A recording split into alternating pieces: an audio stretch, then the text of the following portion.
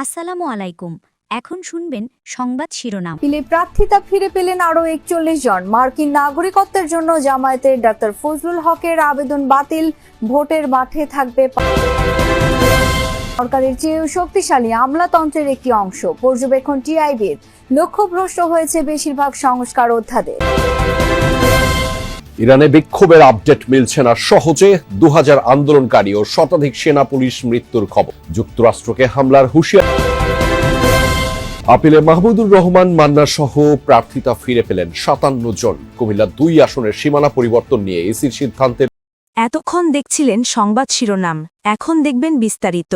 নির্বাচনকে সামনে রেখে অবৈধ অস্ত্র উদ্ধারে সরকার ব্যর্থ বলে মন্তব্য করেছেন বিএনপি মহাসচিব মির্জা ফখরুল ইসলাম আলমগীর। পাশাপাশি দেশে আইন শৃঙ্খলা পরিস্থিতির উন্নতি হয়নি বলে সরকারের সমালোচনা করেন তিনি। আলাদা অনুষ্ঠানে বিএনপি নেতারা বলেন, যারাই ক্ষমতায় আসবে তাদেরকেই শ্রমিক ইশতেহার বাস্তবায়ন করতে হবে।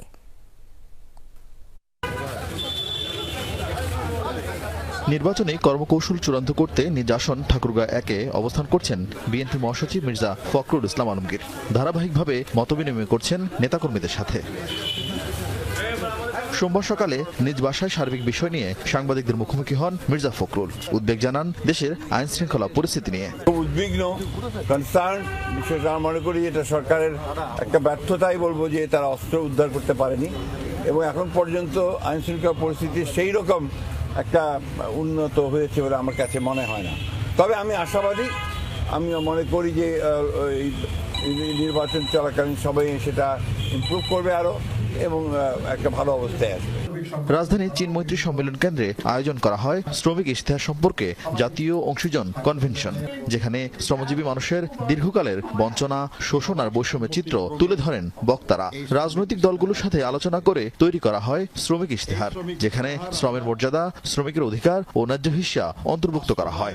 আলোচনায় বিএনপি নেতারা প্রতিশ্রুতি দেন ইশতেহার বাস্তবায়নের। মাসখানেকের মধ্যে একটা জাতীয় নির্বাচন অনুষ্ঠিত হতে যাচ্ছে, আর এই নির্বাচনের মাধ্যমে যারাই রাষ্ট্র পরিচালনার দায়িত্বে আসবেন এই শ্রমিক ইশতেহার বাস্তবায়নের গুরু দায়িত্ব তাদের উপর বর্তাবে।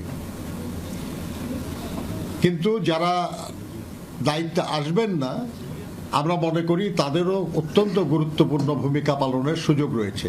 আমরা তো অনেক কিছু চাই, সুযোগ সুবিধা, স্বাস্থ্য, শিক্ষা, একটা সুন্দর জীবনযাপন, কিন্তু এর জন্য যে রিসোর্স প্রয়োজন সেই রিসোর্সটি কোথা থেকে আসবে সেটা কিন্তু এই ডকুমেন্টে কোথাও বলা হয় না। আমরা ভালো ভালো কথা বলি, লিখি, সংবিধানে লেখা আছে, কিন্তু সেগুলো বাস্তবায়ন আমরা করছি না বা করতে পারছি না। বক্তারা বলেন, ভোটের অধিকার না থাকলে শ্রমজীবী মানুষের অধিকারও থাকে না। তাই দেশে গণতন্ত্র, সুশাসন ও জবাবদিহিমূলক সরকার দরকার। সরকারের অভ্যুত্থানের মধ্য দিয়ে। আরেফিন শাকিল, যমুনা নিউজ, ঢাকা। নির্বাচন সামনে রেখে প্রশাসন ও গণমাধ্যমকে নিরপেক্ষ ভূমিকা পালনের আহ্বান জানিয়েছেন জামায়াতের আমির ডাক্তার শফিকুর রহমান। গণমাধ্যমের সাম্প্রতিক ভূমিকার সমালোচনা করে বলেন, অভ্যুত্থানের সময়ে সবার ভূমিকা জনগণ মনে রেখেছে। দুপুরে ইউরোপীয় ইউনিয়নের নির্বাচন পর্যবেক্ষক দলের সাথে বৈঠক শেষে 11 দলীয় জোটের আসন সমঝোতার বিষয়েও কথা বলেন তিনি। জানান, 2-1 দিনের মধ্যেই সবকিছু খোলাসা হবে।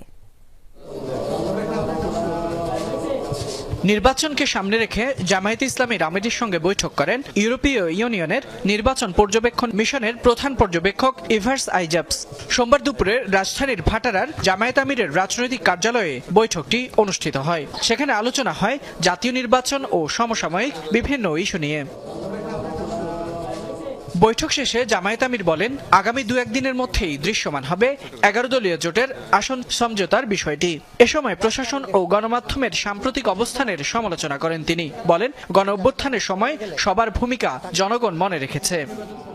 মূলধারার গণমাধ্যম, তাদেরকে দেখা যাচ্ছে তাদের রোল কোনো একটা নির্দিষ্ট দলের পক্ষে ঝুঁকে যাচ্ছে।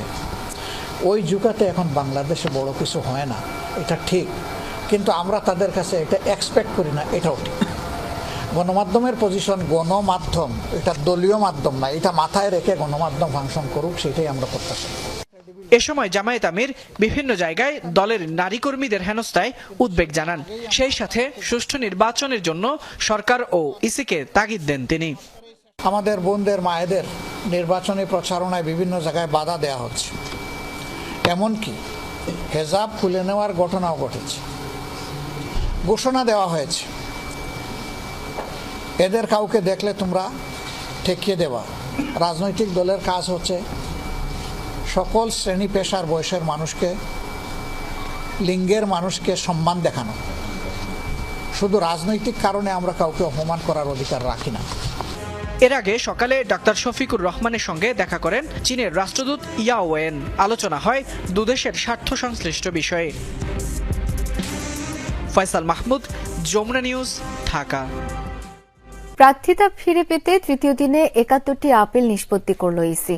আর ৪১ জনের আবেদন মঞ্জুর করা হলেও বাতিল হয়েছে ২৫টি, অপেক্ষমান ৪টি। শুনানিতে কিশোরগঞ্জ ৫ আসনের স্বতন্ত্র প্রার্থী রাষ্ট্র সংস্কার আন্দোলনের সভাপতি হাসনাত কাইয়ুমের প্রার্থিতা ফিরিয়ে দিয়েছে ইসি। দ্বৈত নাগরিকত্বের কারণে চট্টগ্রাম ৯ আসনের জামায়াত প্রার্থী AKM ফজলুল হকের আপিল না মঞ্জুর করা হয়। নির্বাচনের মাঠে টিকে থাকতে শেষ চেষ্টা হিসেবে আপিল শুনানিতে অংশ নিচ্ছেন বাতিল হওয়া প্রার্থীরা। রিটার্নিং কর্মকর্তার সিদ্ধান্তের বিরুদ্ধে ৬৪৫টি আপিল হয়। যুক্তি তুলে ধরে নিজেদের প্রার্থিতা বৈধ করার চেষ্টা করছেন আপিলকারীরা। প্রার্থিতা ফিরেও পাচ্ছেন অধিকাংশরা। এর মধ্যে রিটার্নিং কর্মকর্তার পক্ষে যেসব যুক্তি তার বেশিরভাগই টিকছে না। তবে দ্বৈত নাগরিক, ঋণ খেলাপি হওয়া এবং স্বতন্ত্র প্রার্থীদের ১% ভোটারের স্বাক্ষর সম্বলিত তথ্যাদি প্রমাণ করতে না পারায় তাদের আপিল নামঞ্জুর করছে ইসি। গত ৩ দিনের শুনানিতে জামাতে ইসলামীর ৯টি আপিলের মধ্যে ৩টি মঞ্জুর। দ্বৈত নাগরিকত্বের কারণে চট্টগ্রাম ৯ আসনের জামাতের প্রার্থী AKM ফজলুল হকের আপিল বাতিল করে ইসি। জাতীয় পার্টির এখন পর্যন্ত ২১ জনের আপিল মঞ্জুর হয়েছে। তৃতীয় দিনে ৫ জনের শুনানি ছিল, ৩ জন বৈধতা পেয়েছে। এ সময় ইসির বিরুদ্ধে পক্ষপাতমূলক আচরণের অভিযোগ করেন তারা।